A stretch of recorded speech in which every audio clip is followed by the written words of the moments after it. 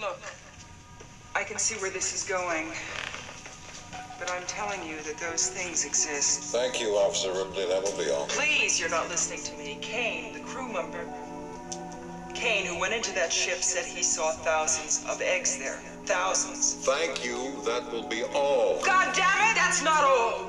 Because if one of those things gets down here, then that will be all. And all this bullshit that you think is so important, you can just kiss all that goodbye. The Earth government had been quick to act in the mission to eliminate Xenomorph specimens and prevent further outbreak on the planet. The first infestation seemed easy enough to deal with. Arona's TAC teams were primed for sudden mass disappearances, and whenever an area started missing people, they went in.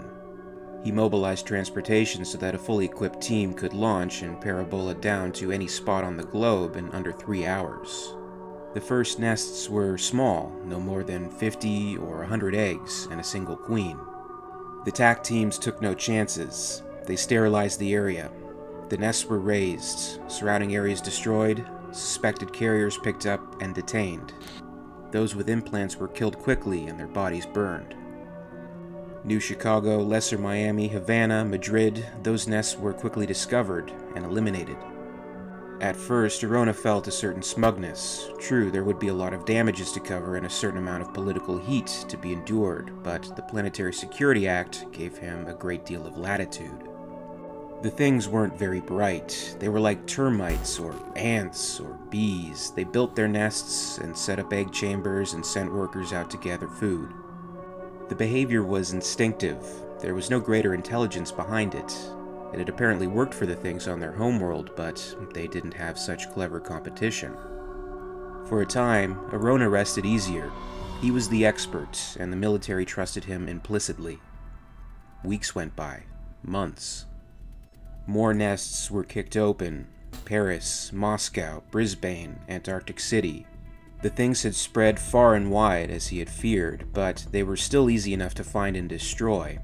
The infection was bad, but controlled. Like a staph boil, lanced and cleaned, it would heal. But then things began to change. The TAC teams were getting good at their job, practice making them better, and maybe they started to get sloppy. Or maybe it was some kind of forced natural selection, like rats or roaches who have been hunted and poisoned or smashed flat. The aliens began to vary in their nest making. The hives got smaller and more numerous. The TAC teams would only find 10 or 15 eggs in a tiny chamber, and such places were harder to locate. And there were more of them. An area of greater North Africa and the old Ivory Coast yielded no fewer than 80 small nests inside a 50-kilometer circle. Some of the hives were in Abadan, in the basements of skyscrapers or old warehouses, but some of them were in the surrounding countryside, under the ground. TAC squads discovered implanted cattle, horses, and even goats in some chambers. Anything large enough seemed to work. And while people in civilized countries who went missing were usually reported, a farmer and a few dozen cattle in some rural area might not be noticed. It was as though the aliens were becoming smarter as a survival characteristic. 6 months after the escape from the labs in Lima, Arona had to order a division-sized attack on a giant nest in Diego Suarez on the northern tip of Madagascar. It was actually a series of several hundred smaller nests that had been tunneled and joined together. 8 months into the war, Arona was responsible for the nuclear destruction of Jakarta. A year after the war began, the continent of Australia was considered too infested to allow any travel to or from, and a full quarantine was instigated. Any ship, air vessel, or spacecraft trying to leave was shot down by Coast Guard laser satellites. It was no longer a matter of TAC units seeking alien hives to destroy. It was a matter of establishing perimeters and checking to make certain no carriers crossed into safe territories. It was truly war. Martial law was declared. All national boundaries were suspended. The military alliance came into being, and civil liberties were put aside for the duration of the conflict. Suspected carriers of alien embryos could be legally shot by the command of any military officer above the rank of colonel. Then it dropped to majors and captains, then sergeants. Pretty soon, any soldier with a gun could shoot anybody he damned well wanted to. And if the scan came up negative later, well, too fucking bad. War was hell, wasn't it? A few civilians here and there to save the planet? Yes, of course. Alien drones that were captured, a rare event, seemed to have gotten a little brighter. The smartest could barely keep up with an average dog insofar as intelligence was concerned. But the single queen captured in a battle that destroyed half of San Francisco's downtown district tested out to nearly 175 on the Irwin-Shatler scale. It made it smarter than most of the humans ever born. The nightmares had come true.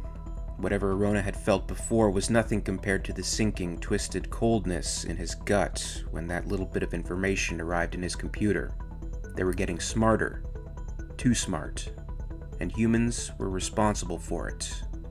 It was war, and men were losing. Arona marveled at this, that it should come to be this way. Man had the superior technology. It was man's world. Man had the advantages. Except that the aliens had a stronger drive to live. They would sacrifice all for that, for the survival of the species. Only a few rare men were willing to do that. A mother would die to protect her children, a saint would walk into the fire for his fellow men or his god, but the instinct of self-preservation was too strong in most humans. The aliens didn't care. If 100 drones had to die to save one egg, they would, and did. The things sprang up everywhere, in places where a rat would have trouble living, in spots where no one would have guessed they could spawn. Buried in the Arctic ice floes, in deserts, in the tame jungles, on barges, anywhere there was room for a nest. Nobody knew how many of the things there were. There were only guesses. The estimates ranged from hundreds of thousands to tens of millions. Private ships left Earth in droves, so many the military couldn't stop or even inspect them all. Most only fled as far as Luna or the Belt. Some could reach the far planets of the system. A few wealthy souls banded together and bought a private starship before the government clamped down and made such ownership illegal. Thousands ran, because on Earth, there are few places to hide.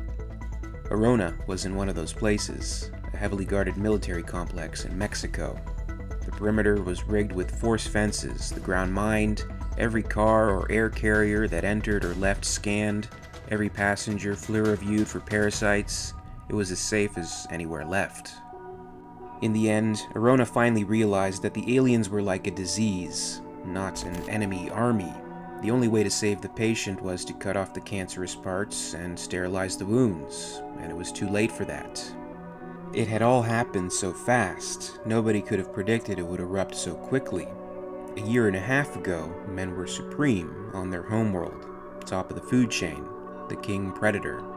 But now, the military minds were not brilliant. They never were, but those in charge were smart enough to know they were losing. All remaining starships were confiscated. Hastily laid plans began to be implemented.